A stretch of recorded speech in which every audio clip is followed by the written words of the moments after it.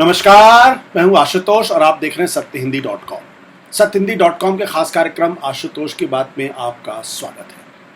आज के विषय पर बातचीत करने के पहले एक छोटी सी अपील हमारी आपसे ये है कि आज के समय में जबकि पत्रकारिता करना मुश्किल हो रहा है, सच को सच कहना मुश्किल हो रहा है, आपका हमारा रिश्ता और मजबूत हो और हमें सच कहने की प्रेरणा आपसे मिले, इसके लिए ज़रूरी है कि आप हमारी मदद करें, हमारे साथ खड़े हों, अपना जुड़ाव हमारे साथ और मजबूत करें। आपको कुछ नहीं करना है, इस वीडियो के नीचे डिस्क्रिप्शन में जाना है, वहाँ एक लिंक मिलेगा, उस लिंक को आप क्लिक करेंगे और अगर आप हमें आर्थिक भुगतान करेंगे तो हमें बहुत मदद मिलेगी, हमारा मनोबल बहुत बढ़ेगा। और अब आज के विषय पर बात करते हैं। सवाल, क्या इस देश के अंदर ईमानदार पत्रकारिता करना गुनाह हो गया है?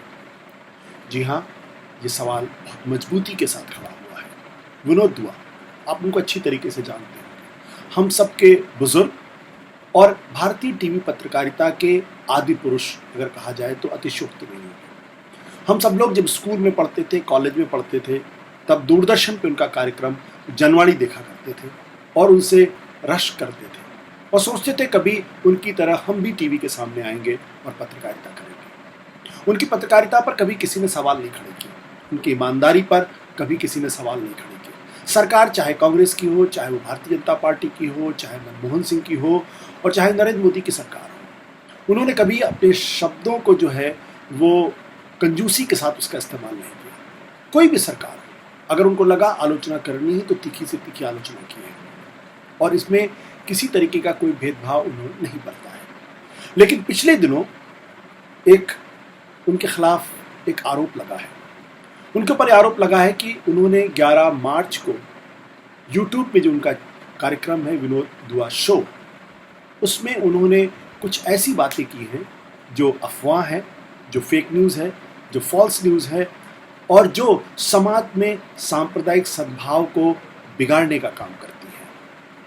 और ये शिकायत की गई है भारतीय जनता पार्टी के एक प्रवक्ता की तरफ से। ये शिकायत दिल्ली पुलिस को की गई और दिल्ली पुलिस ने उनकी शिकायत पर एफआईआर दर्ज कर ली है। 3 धाराओं के तहत उनके खिलाफ एफआईआर दर्ज की गई है।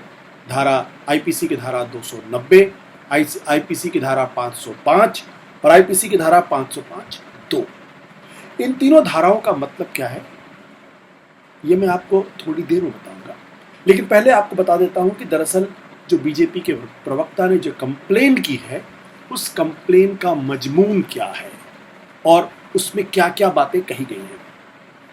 इस कंप्लेन में यह कहा गया है कि दरअसल विनोद दुआ ने अपने कार्यक्रम में अफवाह फैलाने का काम किया है। 2 चीज़ों का जिक्र किया गया है। एक, ज्योतिरादित्य सिंधिया ने कांग्रेस छोड़कर बीजेपी ज्वाइन की। दूसरा, इस कार्यक्रम में दिल्ली दंगों का जिक्र है और दोनों के संदर्भ में यह कहा गया है कि गलत सूचनाएं दी गई हैं और भारतीय जनता पार्टी और सरकार के ऊपर गलत तरीके के आरोप लगाए गए हैं, असंसदीय भाषा का प्रयोग किया गया है और साथ ही साथ ये भी कहा गया है कि इसमें प्रधानमंत्री के बारे में एक नागवार टिप्पणी की गई है जिसमें कहा गया प्रधानमंत्री दंतहीन है और देश की समस्याओं का हल करने के वो काबिल नहीं है। इसमें इस बात का भी आरोप लगाया गया है कि विनोद दुआ ने अपने कार्यक्रम में झूठ कहा कि दिल्ली दंगा सरकार ने रोकने की कोई कोशिश नहीं की और दंगों के लिए पूरी तरीके से वो जिम्मेदार है। यह भी कहा गया कि प्रधानमंत्री के लिए असंसदीय शब्दों का इस्तेमाल किया गया और एक तरीके से उनकी छवि को खराब करने का काम किया गया। लेकिन सबसे बड़ी बात यह है कि शिकायत में इस बात का भी जिक्र किया गया कि विनोद दुआ जो है देश की सुरक्षा, देश की एकता और देश की अखंडता के लिए खतरा है। लिहाजा उनके खिलाफ कंप्लेन की गई और पुलिस ने भी उनकी कंप्लेन पर फौरन एफआईआर दर्ज कर ली। मैंने आपको बताया 3 धाराएं लगाई गई हैं। धारा 290 जिसका मतलब यह है कि आप सार्वजनिक मंचों से न्यूसेंस फैलाते हैं, यानी बकवासबाजी करते हैं, लोगों के बीच में आप भ्रम फैलाते हैं। धारा 5, इस धारा के तहत सिर्फ 200 रुपए का फाइन है। लेकिन 505 और 505(2) आईपीसी की धाराएं बहुत गंभीर हैं। इसमें कहा गया है कि दरअसल विनोद दुआ ने अपने कार्यक्रम के माध्यम से लोगों को स्टेट के खिलाफ यानी राज्य के खिलाफ भड़काने का काम किया है।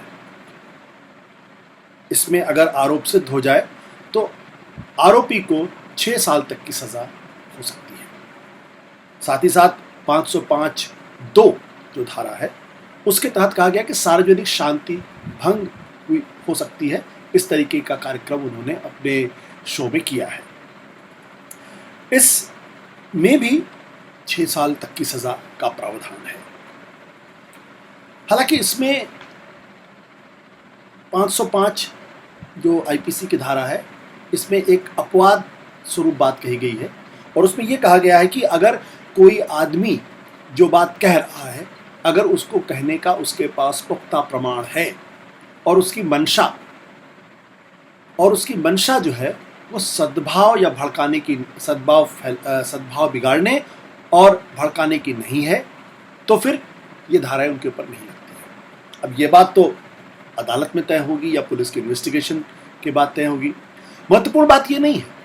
महत्वपूर्ण बात यह है कि अगर जो आरोप उनके ऊपर लगाए गए हैं अगर इन आरोपों के आधार पर अगर पुलिस केस दर्ज करने लगे, एफआईआर दर्ज करने लगे, तब तो इस देश के अंदर कोई भी पत्रकार, जी हाँ मैं बड़ी ईमानदारी के साथ गंभीरता से इस बात को कह रहा हूं, इस देश में कोई भी पत्रकार पत्रकारिता नहीं कर पाएगा अगर इस आधार पर उसके खिलाफ एफआईआर दर्ज की जाएगी। ये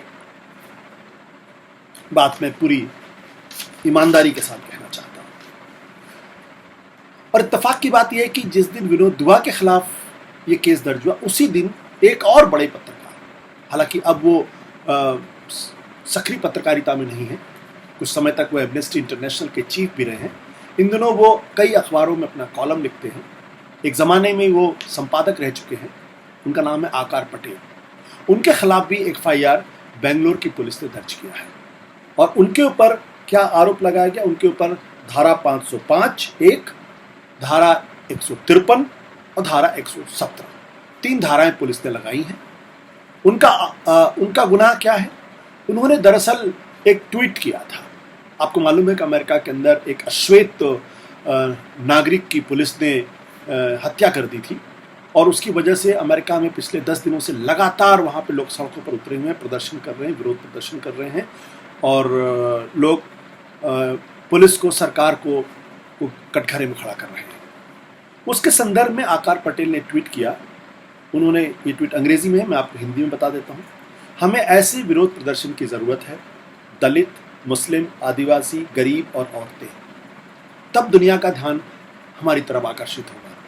प्रदर्शन अपने आप में कला है। ये ट्वीट है। इस ट्वीट को बेंगलोर की पुलिस ने आपत्तिजनक माना और यह माना कि ये जो है वो गलत है, लिहाजा उनके खिलाफ एफआईआर दर्ज होनी चाहिए।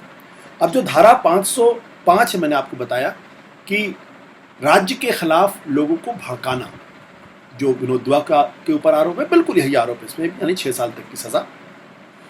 धारा 153 यानी दंगा भड़काने के नजरिए से लोगों को उकसाना, और इसमें 5 साल तक की सजा हो सकती है। और 117 यानी 10 या 10 से ज्यादा लोगों को उकसाना, जिसकी वजह से जो सार्वजनिक शांति का माहौल है वो भंग हो। ये 3 धाराएं इनके ऊपर लगाई गई हैं।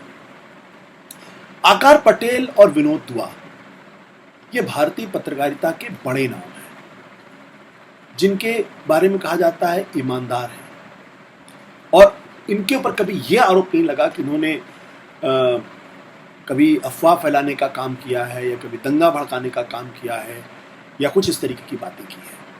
फिर भी उनके ऊपर ये केस लगाया गया। लेकिन ये अकेला मामला नहीं है। पिछले दिनों आपको याद होगा द वायर वेबसाइट के संपादक सिद्धार्थ वरदराजन भारतीय पत्रकारिता का एक और बड़ा नाम, जिनकी साख जो है वो उस पर कभी सवाल नहीं खड़े किए गए। आप उनकी विचारधारा से सहमत या असहमत हो सकते हैं, लेकिन उनकी पत्रकारिता, उनकी समझ और उनके अपने तथ्यों को मजबूती के साथ रखने की जो कला है, उसको आप सवाल नहीं खड़े कर सकते। उनके ऊपर यह आरोप लगाया गया कि उन्होंने 25 मार्च को जब अयोध्या में योगी आदित्यनाथ थे, तब उनके यहाँ एक रिपोर्ट पब्लिश की गई जिसमें कुछ ऐसी टिप्पणियां की गई जिसकी वजह से लोगों के अंदर सांप्रदायिक सद्भाव जो है बिगड़ सकता है। यह आरोप उनके ऊपर लगाया गया। इस रिपोर्ट में एक छोटी सी गलती की गई थी। गलती यह थी कि जो बयान आचार्य परमहंस का था, उस बयान को योगी आदित्यनाथ यानी उत्तर प्रदेश के मुख्यमंत्री के हवाले से कहा गया था। फौरन इस गलती का एहसास हुआ, उन्होंने अपनी गलती सुधारी और सार्वजनिक तौर पर भूल सुधार की बात उन्होंने एक्सेप्ट कर ली और रिग्रेट की, खेद व्यक्त किया। लेकिन उत्तर प्रदेश की पुलिस ने 10 अप्रैल को एक नोटिस भेजा और कहा कि 14 अप्रैल को आप हाजिर होइए। ये वो वक्त था जब लॉकडाउन पूरी ताकत के साथ लगा हुआ था।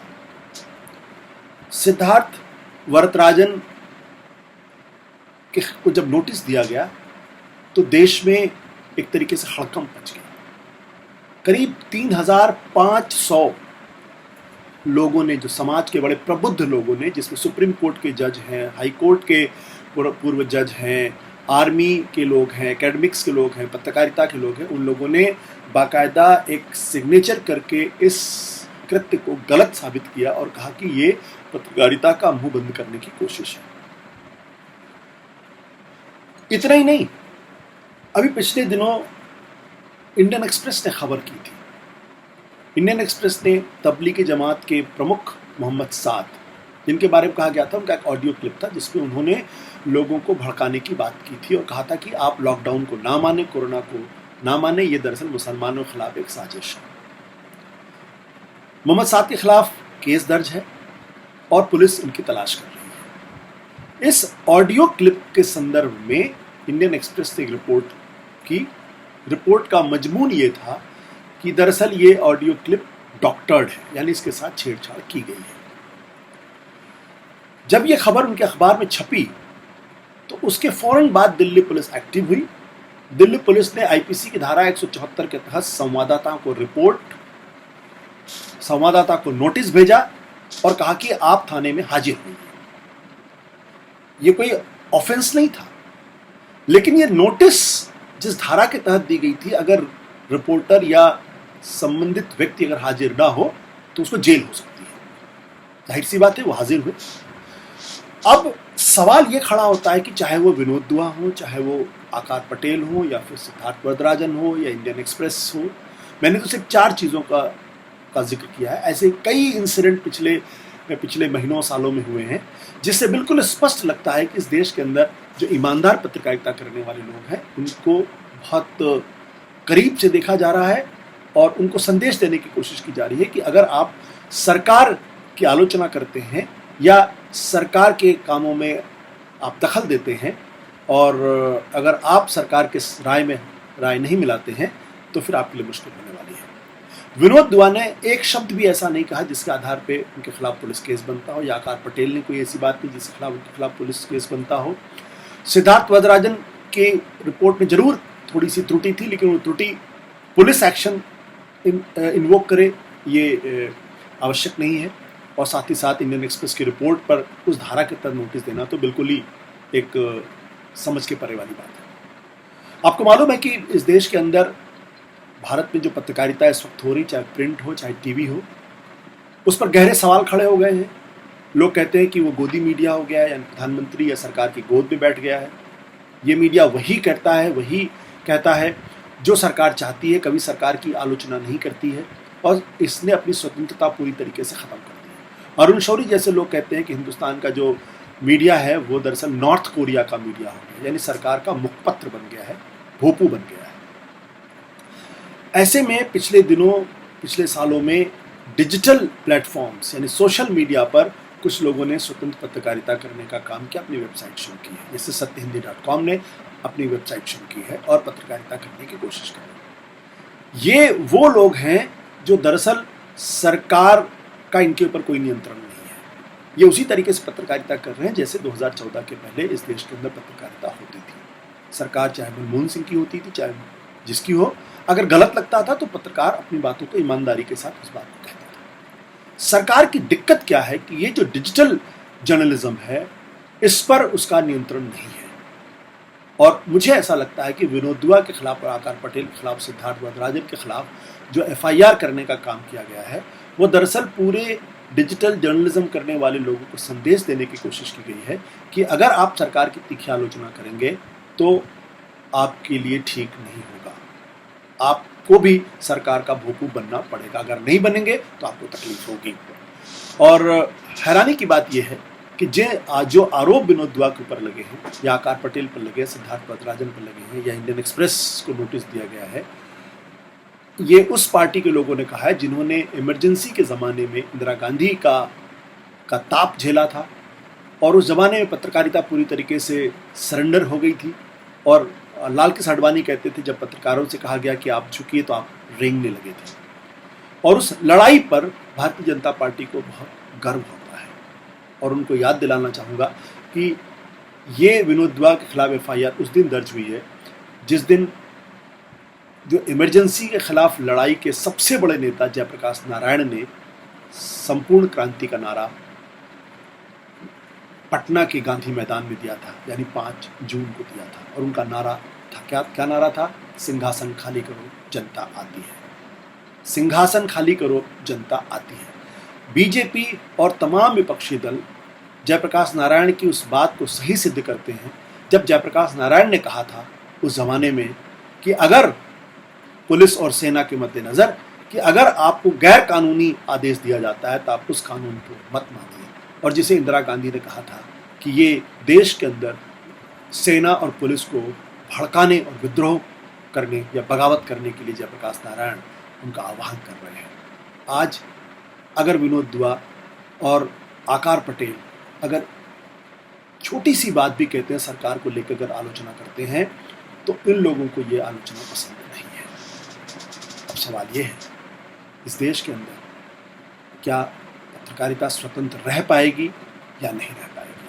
अगर रह पाएगी तो कितने दिन? और क्या इसी तरीके से पत्रकारों के खिलाफ FIR दर्ज की जाएगी और उनको जेल भेजा जाएगा? अगर ऐसा होता है तो न केवल पत्रकारिता के लिए बल्कि भारतीय लोकतंत्र के लिए एक काला अध्याय होगा, एक काला दिन होगा। और लोकतंत्र के लिए इससे ज़्यादा कलंकित दिन और कोई नहीं होगा। नमस्कार, धन्यवाद, शुक्रिया।